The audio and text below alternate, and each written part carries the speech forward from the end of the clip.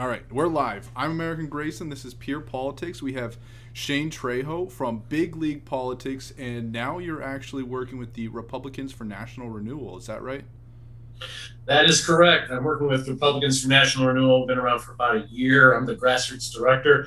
I've been doing grassroots stuff in the Michigan GOP for almost a decade now. So now I'm trying to expand the successes that we've had in Michigan abroad to other states so that they can oust the rhinos and have a more responsive GOP in their state.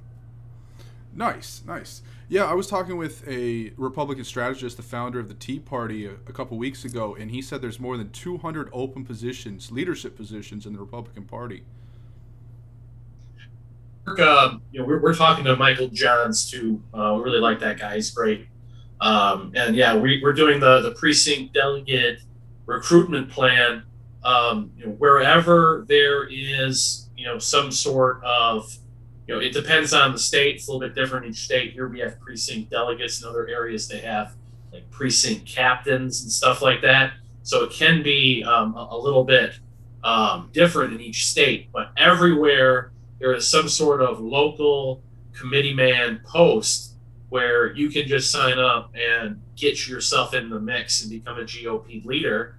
And the positions have a surprising amount of power. You will, depending on the state, you may select the governor, the lieutenant governor, the secretary of state, the attorney general. You have power to choose your local, county, and district leadership.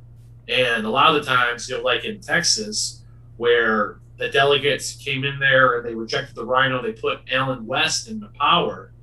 This can happen. We got a very excellent lieutenant governor candidate, or actual lieutenant governor in North Carolina named Mark Robinson, and he got elected because the delegates wanted him. They wanted someone authentic, and he beat his competitors, and now he's in a position of power. He may be governor, he may be senator someday. So really, this is how you change the party. You get in there, you become an activist, you become a delegate, and then you actually have sway in the party. And I'll tell you, it's happened in Michigan. We've won, we've lost, we've come into power, we've lost power, we're in power again. And, it's just all a big process. You can rise up and defeat the bad guys. You can defeat the rhinos. We were defeating rhinos during the Tea Party era when we had 30 to 40% of the party, maybe 50% of the party in certain areas. But now with Trump, we've got 60 to 70% of the party. A lot of the rhinos of yesteryear are now enraged. They are pissed. They're angry. They know the election was stolen. They know they've been screwed. They know their country has been destroyed. They know that a lot of the GOP is looking the other way as it happens. So you'll be surprised at how many people in the party support populism and want the GOP establishment deposed. You'd be shocked at how many of them. We just have to be in there, in the mix, knowing what to do, following the right blueprint so that we can have success. And this moment we have right now, this America First moment that we have right now, becomes a movement that sustains itself for the long haul. And we don't, fizzle out the way the Tea Party unfortunately fizzled out. And when I got involved, was Ron Paul fever was in full effect. That fizzled out. We can't let the America First movement fizzle out like other populist movements have in the past. Yeah, that's a great segue into talking about some of the America First things that are going on, because it really seems like with the Tea Party, they had some wins. They put Representative Paul Gosar in here in my district, and I know they did some good stuff across the country, but they didn't have staying power. And now this America First movement it's national, it's huge, it has a lot of energy, a lot of young energy, especially with young conservatives like Nicholas Fuentes. Yeah, I mean, there is a huge groundswell for America First sentiment. I know Fuentes recently was put on the no-fly list. It just shows that they're not putting more milk toast people on the no-fly list. They're not targeting the more milk toast conservative establishment approved, conservative Inc. establishment approved guys. The Ben Shapiro. He's always complaining about censorship, but yet Facebook will advertise his content over their platform. So these more moderate milk toast type commentators, they're not the ones under the gun. It's the hardcore people. It's the ones who, actually want to fight and defeat the left. People like Nick Fuentes, Alex Jones, Laura Loomer, people along those lines are the ones being targeted because they're the ones that are actually resonating with the public, resonating with Trump's base, and can kind of continue the work that Trump started long after Trump is gone. So these people are the pariahs. They're the ones being thrown under the bus because they have authentic followings that they can tap into what Trump tapped it into and maybe actually give a better substance than what Trump could provide. Trump had the style, but did he always have the substance on every issue? Not necessarily. But I think the next wave of people can come in, tap into Trump's base, take the best of what Trump did, and really create a lasting legacy for America First nationalism moving forward. Very true. Very true. How do you feel about this big Republican change that's happening? I know the Republicans for National Renewal, they're doing a lot of good work. And it really seems like we just talked about Nicholas Fuentes with America First. They're making inroads. But ultimately, we still have a big mountain to climb. How do you see the future of the Republican Party evolving and kind of working with these evolving changes? Well, I mean, I think the GOP is either going to adapt or die. Right now, we've got a chance to, this is similar to the way the Tea Party wave happened after Obama was elected and everyone was so enraged. Now Biden's been elected, obvious election fraud, completely covered up, completely swept under the rug. The authorities wouldn't even hear the evidence. So people are, for my estimation, way, way drastically more pissed than even they were back in the initial of the Tea Party era when Obamacare was coming and people were really hot. But I think they're way more hot right now, and there's way more of an awareness of the problem because of Trump and because of him being there and so many having just such a massive following. He's opened the eyes of people who would have probably never paid attention in a million years before. So yeah, this is really, this is the opportunity that we have and we must seize upon. And it doesn't matter whether it's through the Republican Party or whether it's through a new party or a new movement or something else. We have the people. And if the GOP does not do the right thing, if they do not clean up their act, if they continue to help Democrats, they continue to ignore fraud, the party will go away, but the populist movement will remain. And I know it's counterintuitive. People sometimes have a hard time thinking of, why would I join the Republican Party when it's such a disgrace, when it's such a nightmare? But the fact that it was people joining the Republican Party who got the Tea Party movement going, who got the Ron Paul revolution going, who got all this stuff going that eventually led to Trump. Trump, wasn't a traditional Republican, but he knew, okay, I can jump in here and I can win, so I'm going to do it. And that's how we have to look at it. I know I've been reading a lot of, I think it's like maybe Derek Beatty or Ryan Dragowski have talked about, or someone along those lines talked about, don't look at the party as something that's to be revered. Look at it as the means to an end. This is something that's going to advance our interests, our agenda, and toward restoring freedom and putting America first, rather than us just showing up, being told what to do, following our orders, following the script, taking whatever little handout you can get, or phony baloney Koch brothers job. Falling into that. We can't fall into that. We have to build our own parallel institutions while also getting in where the fight is being had. That's the GOP right now. So I encourage everyone to join the Republican Party. Go to rnrenewal.org.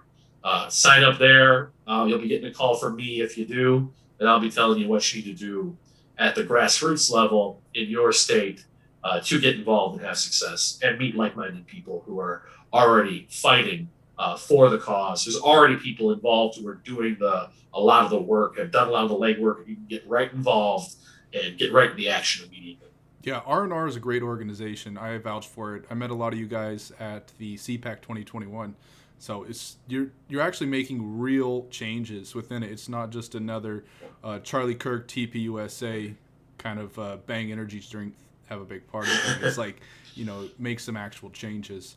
But you said something like our values, and I wanted to ask about that because I had Lady MAGA on, and people are talking about Bruce Jenner and wondering if he's going to get the Trump endorsement. And what are our values as a Republican, as a conservative? I think traditional conservative Christian values are our values, and yeah, I mean, some like drag queen story hour and Lady Maga and transgenderism and transgender kids. I come actually, I hate to admit this, but I got my start in politics. I've been doing GOP politics for almost 10 years now, but I was a Libertarian Party activist before that. So before I, saw the light. And I was of the mindset of, what does it matter if gay people get married? What does it matter if you want to say you're a different gender? I don't agree with it, but what is it, how does it impact my life? What do I care? What's the big deal? So that's the way I thought until gay marriage was legalized. Then you start seeing, gay people and LGBT and trannies going and targeting a Christian baker. There's 50 bakers in town who would bake whatever the hell cake, whatever dildo cake they wanted, or whatever the hell they wanted. There was a 50 bakers in town, but they single out the Christian baker just to demean him and humiliate him and force him through law, unconstitutionally, but in our new legal regime, our Soviet-style legal regime, to bake the cake. That kind of stuff really started pissing me off and turned me against the LGBT agenda very quickly. And then when I saw Drag Queen Story Hour, Beyond the Pale, I couldn't have even fathomed it in my worst nightmares of this grooming operation where children are brought by their parents. Literally, their souls are sacrificed on the altar of tolerance. And you see the kids, you see the fear in their eyes. They have to interface with these ghouls, these freaks, and they look disgusting. Sometimes they're dressed like demons. When they're opening up their legs and flashing the children, rolling around the children in a sexual manner on the floor. So this is the type of stuff. And that's what really showed me that I had my problems with the Christian right over the years. I think they really blew a lot of their political capital on nonsense when they had cultural power. And I don't want to give them a pass, but on LGBT, the Christian right was right. They were 100% on point with what this agenda would do, how it would be the slippery slope into pedophilia. We're already seeing that. Netflix cuties, things along those lines. So really, last 5 years or so have reiterated the importance of social conservatism. And I'm still a libertarian to a certain extent, but at the same time, society needs to take a firm stance against degeneracy. These type of things cannot be encouraged. There cannot be pro-LGBT education in public schools. That's an abomination. No drag queen story hour. Pass laws banning any sort of drag queen story hour. Keep drag queens and transgender people away from children. They're drugging children. They're mutilating children. We see that slippery slope is not a fallacy. So society does have to take some sort of firm stance against degeneracy and for Christian social values. I think the founding fathers would have agreed with that. The idea that the founding fathers were secular libertarians is not the case. They knew only a moral people would be able to enjoy the blessings of liberty. So we need more social conservatism. We need Christian values to be protected by the GOP, and this tolerance and inclusion. Bruce Jenner for governor it's an abomination. I don't think there's any. I think people who are supporting that are getting paid to support it. Quite frankly, in most cases, I would hope that Trump wouldn't have his arm twisted by Kushner or Pascal or whoever to endorse him. That would be a new low for MAGA. And Lady MAGA appears at an event and takes pictures and whatever. I mean, that person is probably well intentioned, but mainstreaming transgenderism and drag queens in the GOP is the worst possible move that I think we could make, and we need to reject the likes of Lady MAGA and Bruce Jenner before that takes root in the GOP, and then in 5 years it'll be Democrats are the real trans folks. So we're living out the Stone Toss cartoon in real time. It's a real life meme. We kind of just manifested that into reality. So it's it's just such a dark future that we have. And with California, in regards to Bruce Jenner, you look at all the horrible stuff happening there, and he does actually have a real chance of winning just because California is completely insane. It's really sad.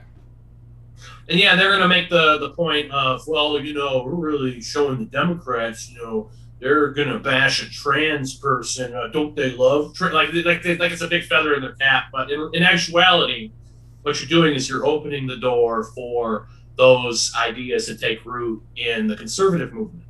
And Bruce Jenner, like just last year, he was on at the Women's March saying Trump is so bad because he doesn't love trannies enough. We need equal pay for equal work. Just every nonsensical, ridiculous liberal trope to pander to the audience. But now, some political operative has said, "Oh, here's a boatload of cash, run for governor," or you might actually be able to win. So now he's going to say conservative-ish type things, of course. So people like Hannity, not the highest IQ commentator in the world, people like that will be like, "Yeah, he's one of us. This is someone we can actually win California here." And yeah, I think a lot of the influence comes from Rick Grinnell. He's the gay former Trump administration official, neocon. He was one of the guys who made sure that Julian Assange wasn't freed when Trump had the opportunity to do so. So because of Rick Grinnell, or due in part to Rick Grinnell, Trump dropped the ball on pardoning Assange and Snowden, and now he may endorse a tranny for governor.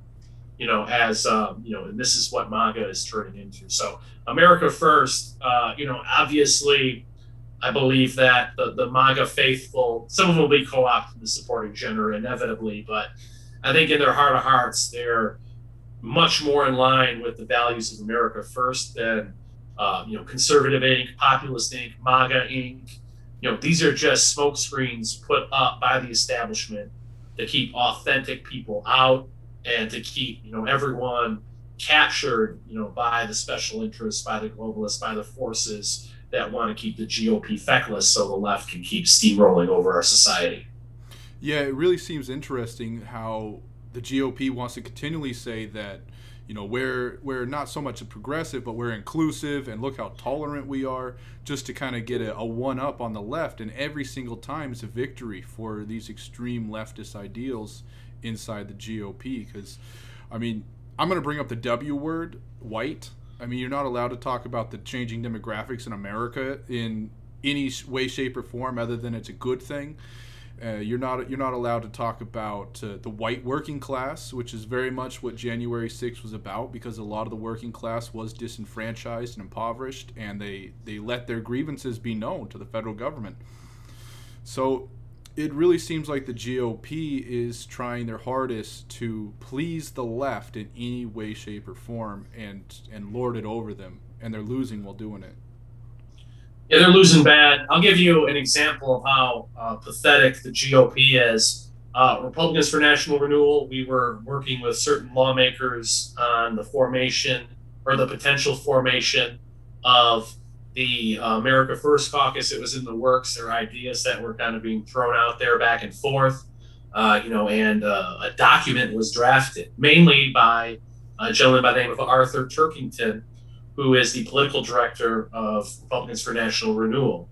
Arthur Turkington is half Chinese. So a half Chinese guy, born in Malaysia, wrote this document talking about American values and bringing up how, in defense of American values, how these values have arisen from the Anglo-Saxon tradition, which is literally just a accurate reading of our history. For anyone who knows a damn thing about how America was founded and where these freedoms come from. The founding fathers were geniuses, but they didn't conjure up these ideas into existence. They were fought these notions for liberty and freedom and individual rights. These were fought for by people in Britain, that they fought and bled and died to have these rights achieved.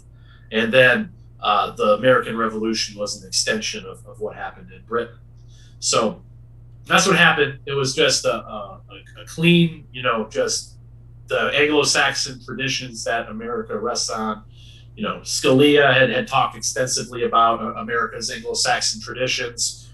So a very benign little blurb in a 10-page document, and also talking against cultural Marxism and postmodernism in architecture. So making sure that buildings are built to be beautiful, not to be some disgusting, drab, ugly, piece of crap to make our cities seem less vibrant, so that our society is more likely to fall into some sort of leftist totalitarianism. That's the thesis essentially behind cultural Marxism. So these two comments, one just for beauty in architecture, and the other defending our Anglo-Saxon traditions, and they're under attack. Clearly, Black Lives Matter, cultural desecration, bringing down the monuments, all that stuff. It's all happening. So just to defend our traditions, and every GOPer you can ever imagine, every lawmaker, every politician, disavow. They disavowed it. It's the worst thing ever. And how dare, these words are so evil and bad. And I hate to say this from my knowledge of what happened behind the scenes. It was the supposed good guys who cut the hardest and folded the hardest in the GOP. So a lot of these people who you think are good, maybe we probably know that a lot of them are not good, but a lot of the people who the MAGA faithful think are good are actually the biggest sellouts, the biggest traitors, and the biggest cowards in all of Washington, D.C. So the GOP, like I said, I tell people to join. I don't defend the GOP. I tell people to join it because this is where we need to fight. This is where the fight is happening. But in terms of corruption, I think the Democrats, what you're getting with the Democrats, but with these traitors in the GOP, I hold a special level of contempt for them for betraying their party, their country, their people, their faith, their sacred honor. They're the Benedict Arnolds of our generation, and I could not express my disdain toward them enough. You're 100% right. At least with your enemy, they let you know that they're an enemy. But these people, they're saying they're on our side, they're our friends, and they're actively working against us. They're destroying any positive outcome for conservatives, for the Republican Party, and for America. And you mentioned corruption a little bit ago. I think that's a great segue into talking about the 2020 election, because I know you have some very strong opinions about that, as do I. So could you go into the detail about it? I'd love to. So I'll give the entire crazy story. So before the election, obviously they're setting the stage for mail-in ballot fraud, just from their legal wranglings and whatnot. So, we, those of us in the activist community in Michigan, were like, well, we need to figure out what they're teaching people during these poll worker trainings in the city of Detroit. So a mole was able to obtain audio from two different poll workers trainings. And it was shocking. Particularly the most shocking detail was the trainer was saying, "Oh yeah, COVID. You can't come within 6 feet of you. Ha ha ha ha. They're shit out of love. They're not gonna be able to see anything. Ha ha ha ha." Literally all having a big laugh at how they were gonna fuck over the Trump people and essentially steal the election. Just laughing beforehand, before the fact, weeks in advance. They all knew what they were doing. They were all in on it. So anyway, we blow the story up. The Detroit leaks. There's videos out there on BitChute and Rumble talking about the Detroit leaks in detail. But we get it out there. There's a court case, and the Dana Nessel and Jocelyn Benson, that's our Attorney General and Secretary of State here in Michigan, far left. Benson is actually a former SPLC board member. Can't make this stuff up. She's the one who ran the entire election operation in Michigan. But oh no, it's all in the up and up, they say.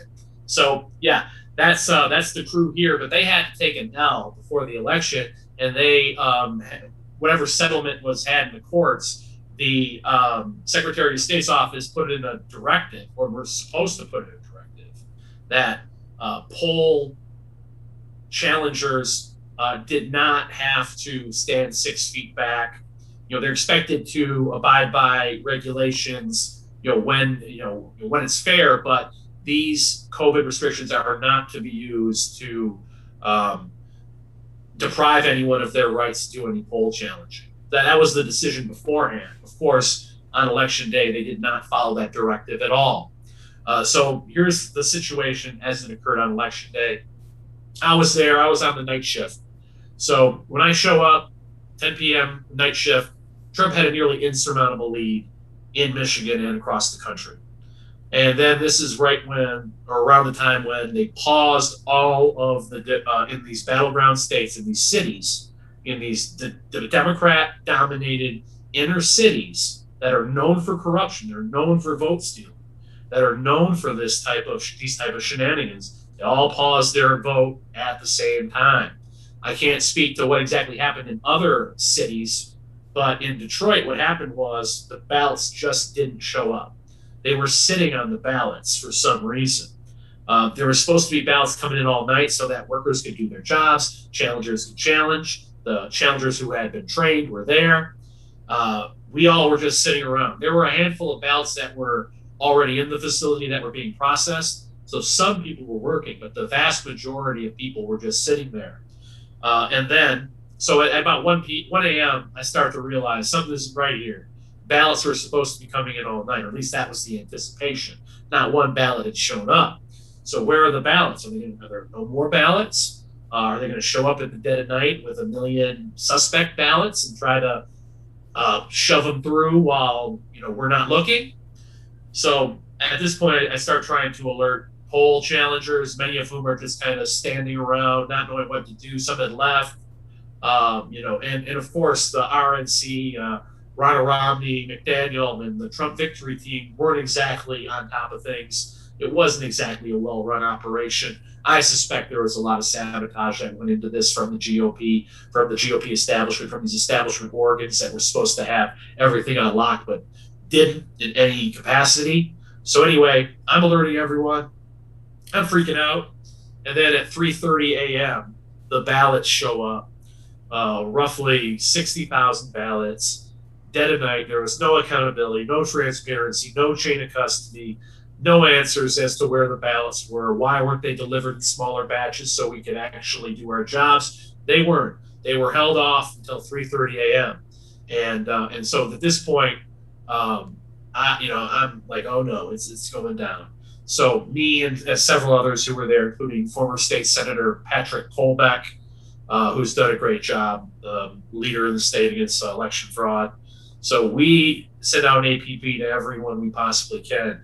Bring the cavalry. They're stealing this right now. So apparently, this is what I was told by activists who were on the scene, and it's sworn to in certain affidavits that when we were ushered off the floor, shifts over, ushered off the floor, when the next shift began, all of the Detroit workers, most of whom were Democrat activists, Antifa type people, literally said, "This is what democracy looks like," and did a big standing ovation on what a great job they did. So they literally clapped. Stealing it. They literally had a big ovation for themselves in how they were stealing it. Wow. And there's more to the story. So anyway, our APB worked. We got tons of people, hundreds if not thousands of people show up at the facility, and they want to look at everything. So this is when it starts to get really crazy. This is when the governor and her bureaucrats, literally ran a Gestapo operation of sorts in TCF, where they were, dragging people off the floor, making up different violations that they had. Oh, your mask isn't on to our specifications. We're going to drag you out.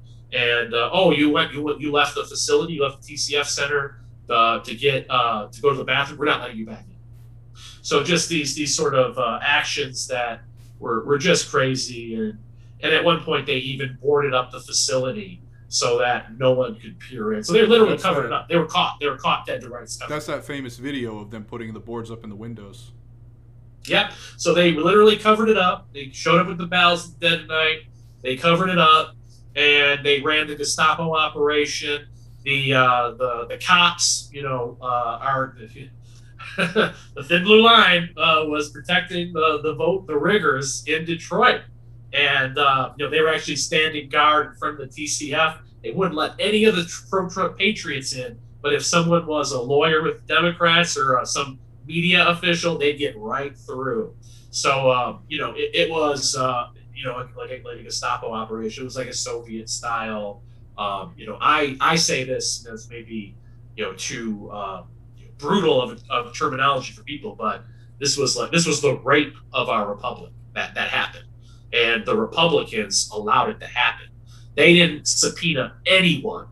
They didn't have any real hearings, any real investigations. They gave us 3 minutes to tell our story, and in the 3 minutes they'd be grilling us and harassing us. They didn't harass me because I'm a big guy, but a woman or someone who's more frail, they would key in on them and basically insinuate they were a liar. So in my opinion, the GOP enforced the vote steal after the fact. They happily looked the other way. There was obviously had to be some sabotage beforehand because of how the GOP was completely ill-equipped to deal with the situation that everyone knew was coming, that Darren Beattie laid it all out in Revolver with his color revolution coup details. It's all laid out there. It's all on Tucker Carlson. So millions of people knew, but the GOP didn't. The RNC didn't. Trump victory didn't. So it's just it's always easy to look at what the GOP does and say, oh, it's incompetence. These people are buffoons. A lot of times that is probably the case, but no, this was something worse. This was something much worse. This was deliberate sabotage, and the GOP wants to go back to being the Washington Generals, the Democrats, Harlem Globetrotters. They really like being in that subjugated, subordinate role to the Democrats, where they just say, "Well, no, maybe we shouldn't do that right now." That's what they want to be, and it's a good racket. It brings in the special interest, globalist, corporate whore money, and that's all they care about. So that's who their God is. Their God is not Christ; it's the bottom dollar. It's the bottom line. It's the almighty dollar. That is that's who the GOP worships. Yeah, the rhinos, they make a whole lot of money fundraising of like, look at all this horrible stuff the left is doing, and we'll stop it for you if you just give us more money. And that's a whole entire money racket for them, because if they ever actually stopped them, the money would stop coming in. So it's a lot of people make a lot of money off this. And with you were talking about Michigan, right? I just want to make sure before I go into my question. So here in Arizona, we are having a federal election audit, and it's at the Veterans Memorial Coliseum. A lot of weird stuff is happening around it. I put up a video. I got chased off by some of the local police there. They're like, you're not allowed to be here and talk to people, which is weird. And do you think it's going well? I think the audit's going well. I think they're making a lot of good progress from what we just talked about. Do you think Michigan is going to follow suit and have a federal election audit of their own? No chance, because you got a much better GOP in Arizona than we do here. I interviewed Mark Fincham just a couple weeks ago.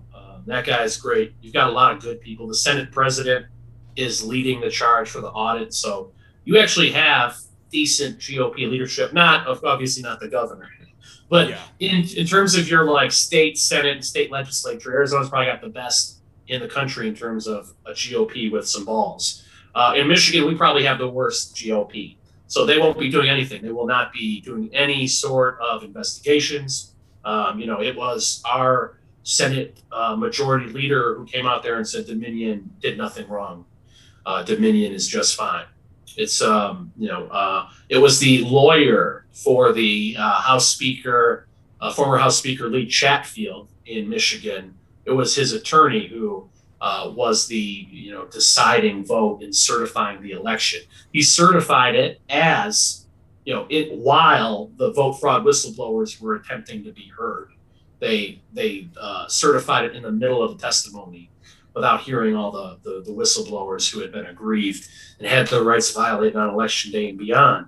So they've done nothing. They could have subpoenaed everyone, brought them in immediately after. They had all the affidavits. They buried it. They covered it up. And when they finally did have sham hearings here, the first one they gave us 3 minutes, 3 minutes to talk.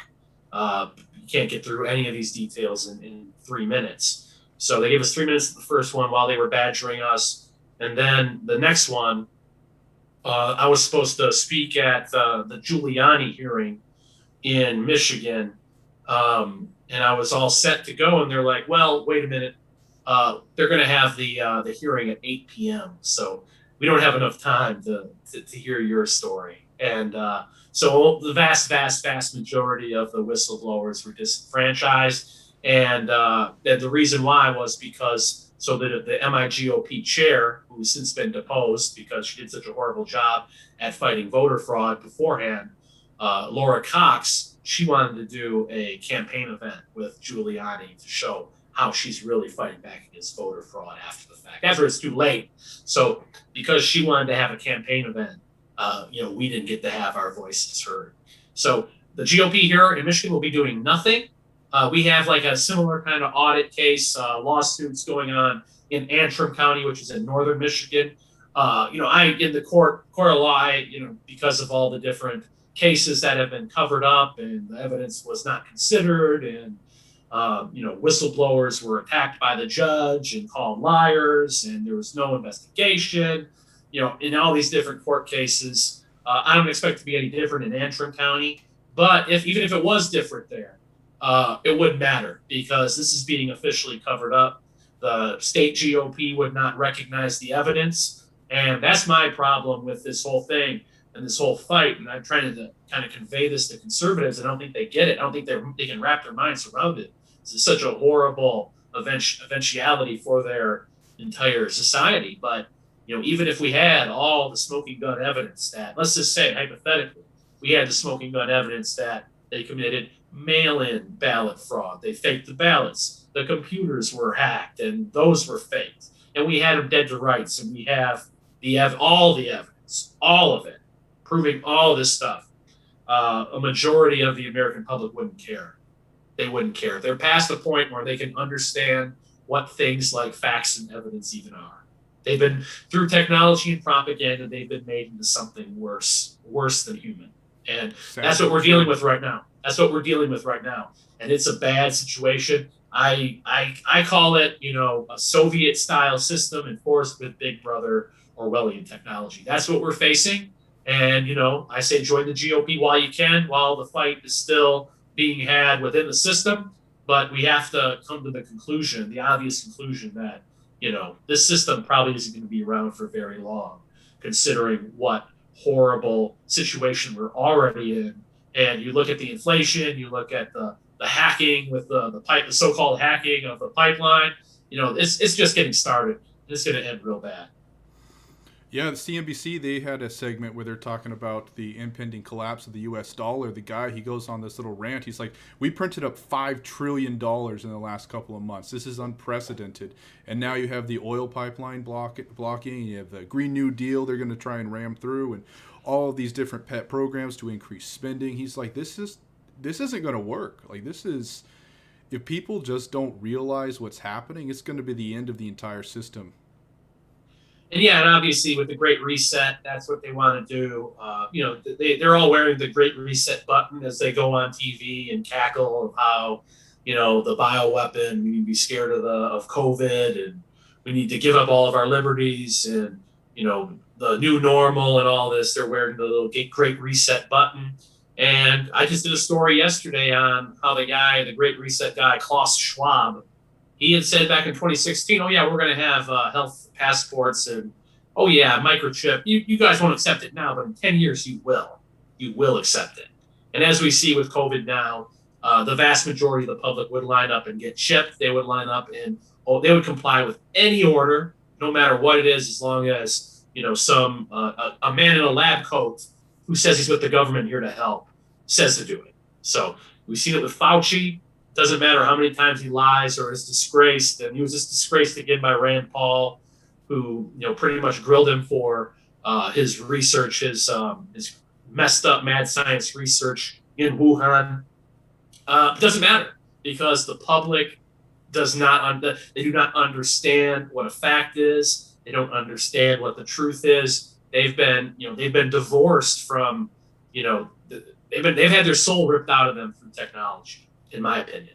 And it's really difficult to even convey the most basic of information to them, because it's like they're maybe chemically unable to process even the most basic of information. So it's a perilous situation, but the good news is we do have tens of millions of people. Like I said with Trump earlier, Trump opened the eyes of a lot of people who would have probably never even come close to paying attention. So we do have substantial numbers, probably not a majority, but we have enough of tens of millions of people that we can have success. But we have to be honest about what we're facing and the dire situation that we're staring at right now.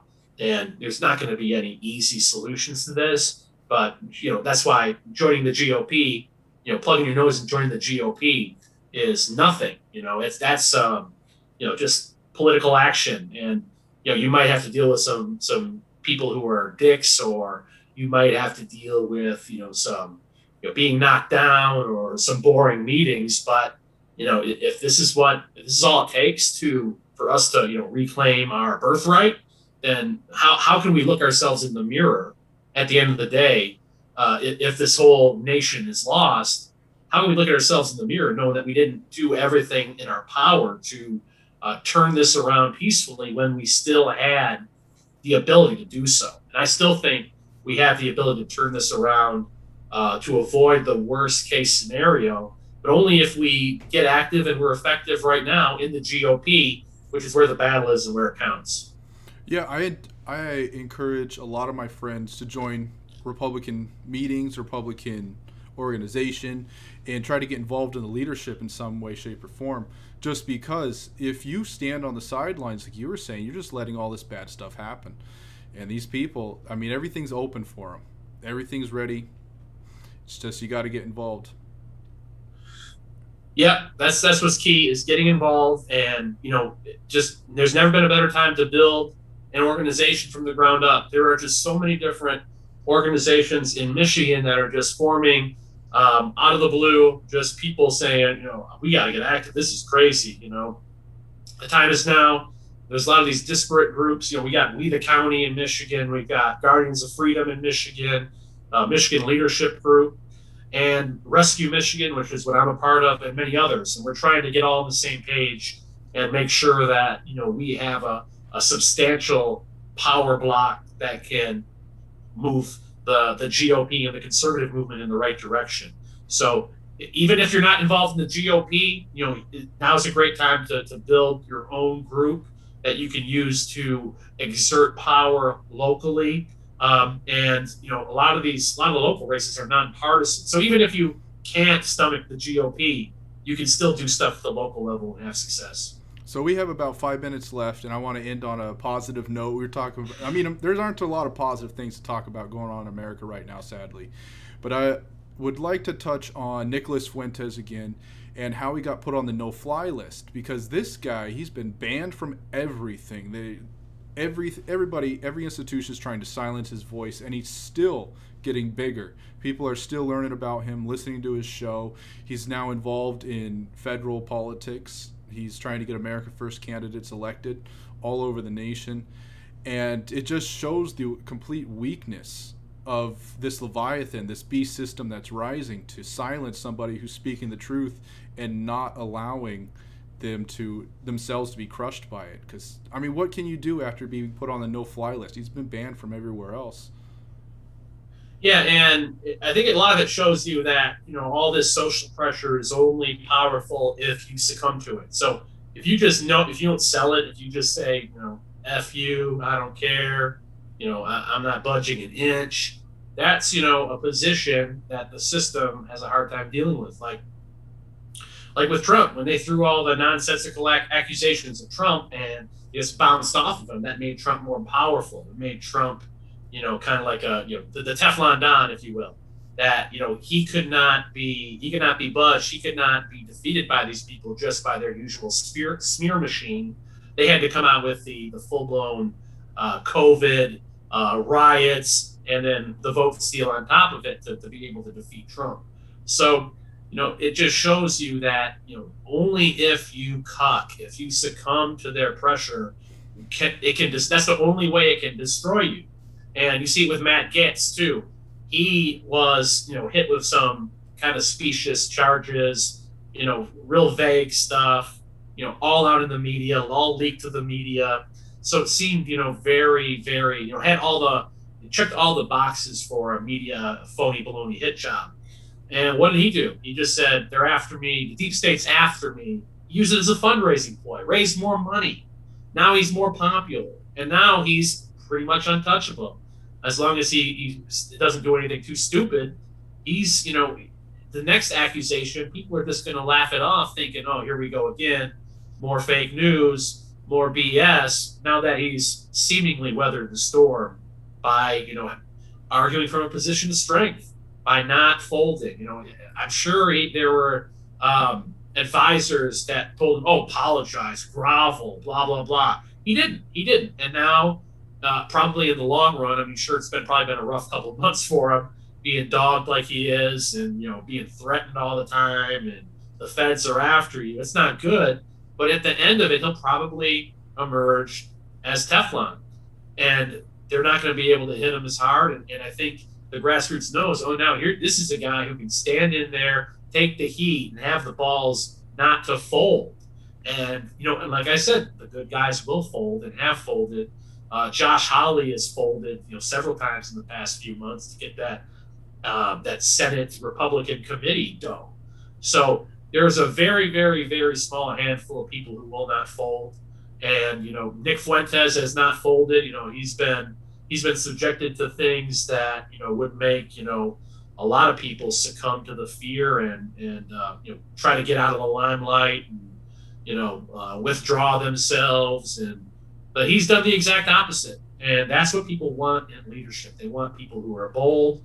They don't want cowards. They want something along the lines of a Trump, someone who's bombastic, someone who can fight back against the left and actually have success in certain areas. So that's what you have to realize is don't let them gaslight you. Don't succumb to their fear. Always proceed ever more boldly. That's the only way we can win in the end is by being bold and not by succumbing to their propaganda. Very true. Very true. So before we end, plug some of your social media. Republicans for National Renewal again. What's that website? Okay, yeah, check out bigleaguepolitics.com. Check out Republicans for, that's bigleaguepolitics.com is where my journalism is primarily at. So check that website out. And you can check out Republicans for National Renewal at rnrenewal.org. And we're also on Twitter and Facebook and Gab and probably some other social media outlets too. So just search for Republicans for National Renewal on there. Please sign up as a volunteer. I'd love to get you started fighting with grassroots patriots in your state as soon as possible. Awesome. Shane Trejo, Big League Politics. Thank you for joining us. Anytime.